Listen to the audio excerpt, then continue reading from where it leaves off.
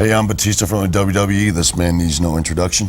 Hey, it's the animal Batista from the WWE. And when he's in Charlotte, we sit at my home and we watch Fox Got Game with Bruce. Woo! The only sports show to watch. Woo! Right, Animal? That's right. Woo! Welcome back. Want to introduce a gentleman to my right here who has taken on the best Florida, California, and really the world has to offer and is kicking their tail all over the place. His name is Austin Hare. He is a champion wakeboarder and wake skater. Austin, thank you very much for coming here. How you doing? Good, yeah. It's my pleasure to come out. All right, so let's get right down to it, all right? What is wakeboarding? What is wake skating? Okay, wake skating is actually derived from wakeboarding. It's kind of like the father sport. What it is it's behind the boat, and your feet are connected to the board, really similar to a snowboard. And so you go up and down the lake, you do tricks like you do on a snowboard, flips and spins. And wake skating is a lot more like a skateboard. You're still behind the boat, but your feet aren't attached to the board, and you do skateboard variation tricks like kick flips and pop shove-its and things like that. Sounds like fun. Now, I can understand someone from California, Florida, you know, some of the other southern states, but you're a TGK boy. How did you get into this? Yeah, actually, it's funny because we lived in Orlando when I was growing up, when I was really young, and I never touched water sports at all.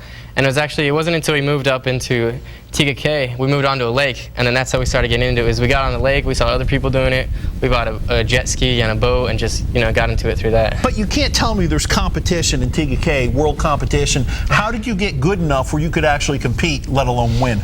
It wasn't an easy path, that's for sure. I had a lot of support here from my hometown, and just was able to do a lot of traveling. I went down to Florida, to Orlando, and once I started getting more into it, was able to train at some of the places in Orlando, train with a lot of the upper level athletes. And I just I saw a path, and I knew that's what I wanted to do, and I focused on it.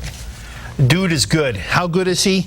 First place, WWA World's Pro-Am Double Up Contest in Reno. First place, Australian Wake Skate Tour and the Skate Pan Am Championships. First place. World champion. Yeah. How's that feel? Yeah, it was a great feeling, we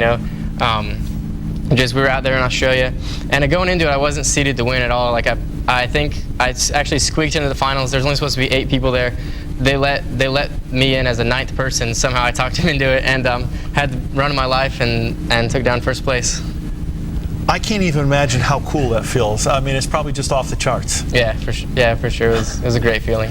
What's going through your mind when you're actually doing the competition? Try and take it step by step, one trick at a time. Focus on each trick, land that trick, then think about the next trick. Not trying to think about, I don't want to fall here because that might mess up my pass later. It's step by step, trick by trick is really how you try and focus on it. What is the thing about this sport that surprised you the most? When you first got into it, you said, I know this is going to be the case, and then boom, it wasn't. What would that be?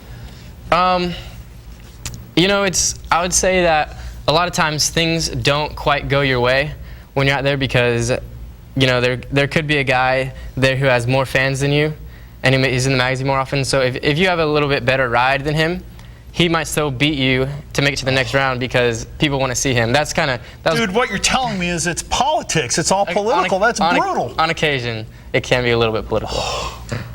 I'd be ticked off if I had a good run and I knew that because, maybe I didn't have quite as many fans or something. I was being held against me. I'd be ticked off about that. Yeah. I mean, but at the same time, it goes either way. Sometimes I get, sometimes it helps me out. Sometimes it doesn't. Being at the other end is when it really, really stinks, like seeing somebody make it through ahead of you when you felt like you should be ahead of them. Do you have a situation now where, since you've won some of these tournaments here and you got more tournaments where people are starting to stop you and recognize you and stuff like that? Has that happened? Yeah, it's been really good. This past year has kind of been like my breakout year. I've been going down to school in Orlando at Central Florida. And it's been really good with sponsors and meeting new people and people coming up to me who recognize me maybe like through a magazine or through a website or something. It's been a really good year. Okay, the next competition coming up is the TIGA Pro-Am in Cancun. Yeah, October 19th. Yeah, that should be a really fun contest. It's going to be in Cancun, Mexico. It's at this nice 5-star resort. And hoping to get my scuba certification down there. So just go down there for a contest, but also have a great time with all my friends down there as well. It's a tough life you got here. Yeah, it sucks. But someone's got to do it, right? Yeah. All right, anyone interested in Austin Hare over here, he's got his website. It is www. AustinHair.net. .net, not .com. www.austin, AUSTIN, hair, HAIR.net, austinhair.net. Hey, thank you very much for hanging out with us. And, dude, guy's a world champion. It's pretty cool talking about that. You going to continue to be a world champ? Yeah, definitely. That's the goal, as many as possible. Yeah, you going to be too big for us, or you going to come back and visit us? No, I'll come back anytime you guys want. All right, good deal. Austin here, keep an eye on him as he continues to zoom up the charts. Austin, nice job. Thanks, man. All right, back with more after this.